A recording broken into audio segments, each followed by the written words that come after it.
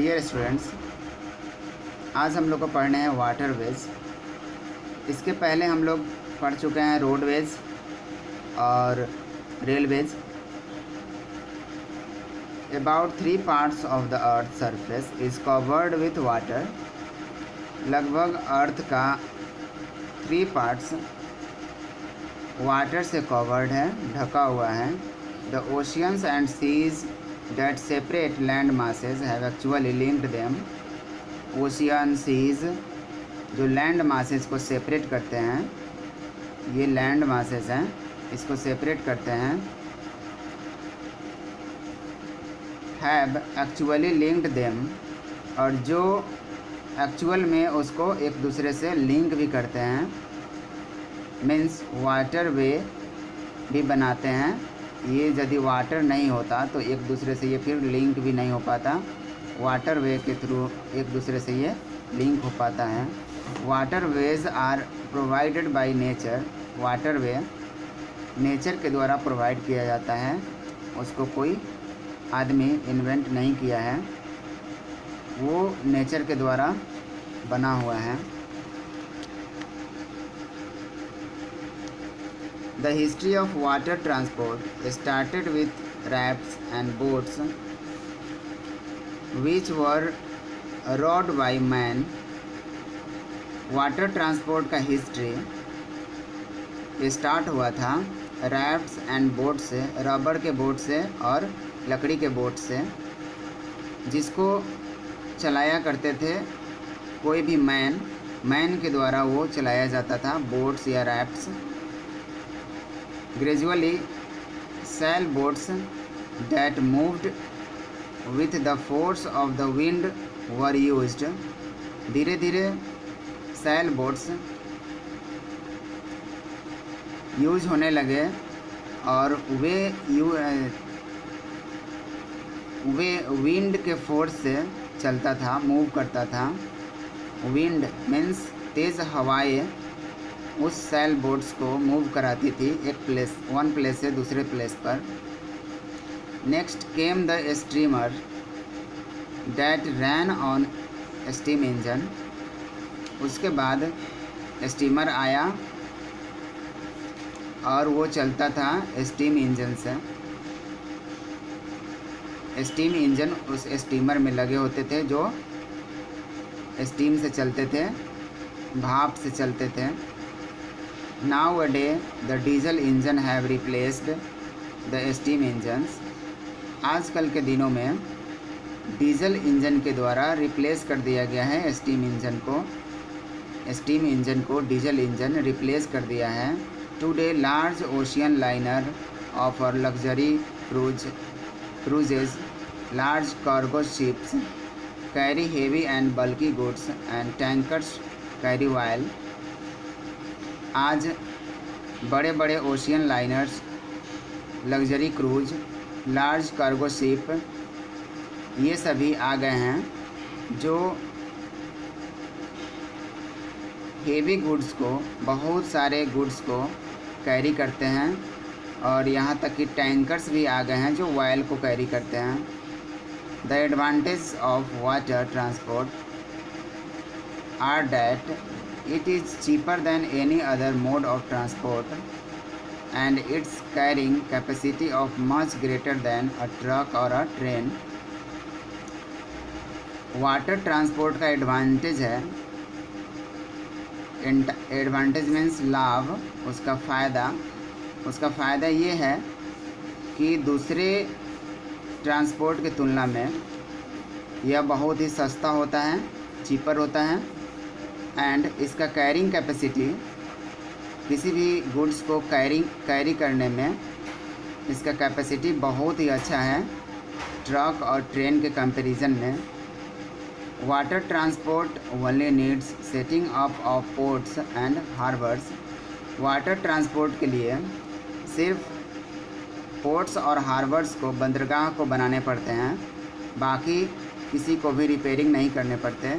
जैसे और रोडवे में होता है कि रोड को रिपेयरिंग करने पड़ते हैं बार बार, और रेलवे में भी होता है कि ट्रैक को बार बार रिपेयरिंग करने पड़ते हैं, लेकिन इसमें वाटरवे में कोई भी ट्रैक को रिपेयरिंग नहीं करना पड़ता है, सिर्फ पोर्ट्स और हार्बर्स को सेटअप करना होता है। Water transport has played an important role in promoting trade and commerce between countries। Water transport एक इम्पोर्टेंट रोल निभा रहा है ट्रेड और कॉमर्स को एक दूसरे कंट्री में प्रमोट करने के लिए, बढ़ाने के लिए।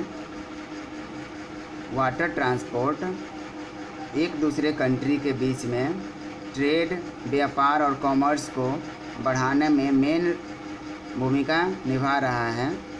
Raw materials like cotton, tobacco, jute, rubber, food grains and minerals ores are carried by ships at low cost. Raw materials जैसे cotton, tobacco, jute, rubber, food grains and minerals ores, इन सब को कैरी करने में बहुत ही कम cost लगता है, बहुत ही कम कीमत पे ये सभी एक देश से दूसरे देश में कैरी कर लिए जाते हैं। Perishable items like milk, meat and dairy products are transported in refrigerated ships. Perishable items means जो बहुत ही जल्दी बर्बाद हो जाने वाला आइटम्स है, जैसे मिल्क, ये ख़राब हो जाएगा तुरंत ही। मीट, डेयरी प्रोडक्ट्स, ये सभी ख़राब हो जाने वाले आइटम्स को रेफ्रिजरेटर शिप में ट्रांसपोर्ट किया जाता है वन प्लेस से अदर प्लेस तक। The construction of the Suez and Panama canals have greatly reduced the distance between places and the travelling time involved. Suez and Panama नहर, कनाल, ये बहुत ही डिस्टेंस को कम किया है और उस टाइम टेकिंग को भी कम किया है जो एशिया से यूरोप में जाने में लगता था या एशिया से अमेरिका जाने में जो टाइम टेकिंग लगता था उसको बहुत ही कम किया है और उसके डिस्टेंस को भी कम किया है। The Suez canal completed in 1869, Suez canal 1869 में कंप्लीट हुआ था। Joins the Red sea with the Mediterranean sea, जो रेड सी और मेडिटेरियन सी को ज्वाइन करता है। स्वेज कैनाल,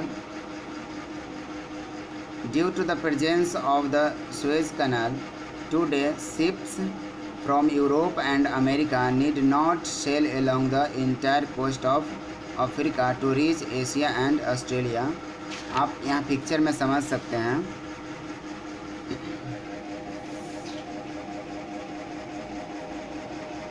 यहाँ पे स्वेज कैनाल है, ये छोटा सा एरिया जो इजिप्ट में पड़ता है, बाकी सभी जगह वाटर बॉडी है, यहाँ भी वाटर बॉडी है और यहाँ पे लैंड बॉडी था जहाँ पे स्वेज कैनाल को डेवलप किया गया, बिल्ड किया गया, जिससे एशिया से मीन्स इंडिया से होकर यूरोप जाने के लिए या यूरोप से फिर इंडिया से अमेरिका जाने के लिए अब लंबे डिस्टेंस को ट्रैवल नहीं करना पड़ता है।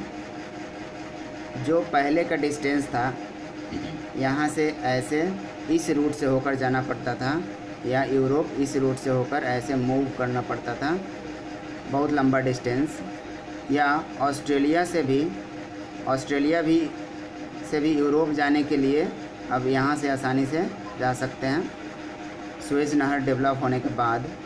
नहीं तो पहले लंबा डिस्टेंस ट्रैवल करना पड़ता था। तो वही यहाँ कहा गया है, स्वेज नहर के कारण आज जो शिप यूरोप अमेरिका जाने में जो लंबा समय लगता था, अब वो अफ्रीका कॉन्टिनेंट को टच नहीं करना पड़ता है और डायरेक्ट स्वेज नहर से होकर चला जाता है। The Suez canal has reduced the distance between London and Mumbai by over 7,000 km and traveling time from about 6 months to 2 weeks। जो पहले सुएज़ कैनाल नहीं होने के कारण जो लंबा डिस्टेंस ट्रैवल करना पड़ता था, अब वो डिस्टेंस 7000 से भी कम हो गया है।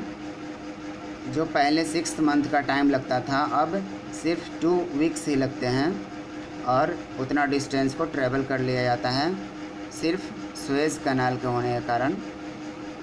इसके आगे हम लोग कल पढ़ेंगे। Thank you.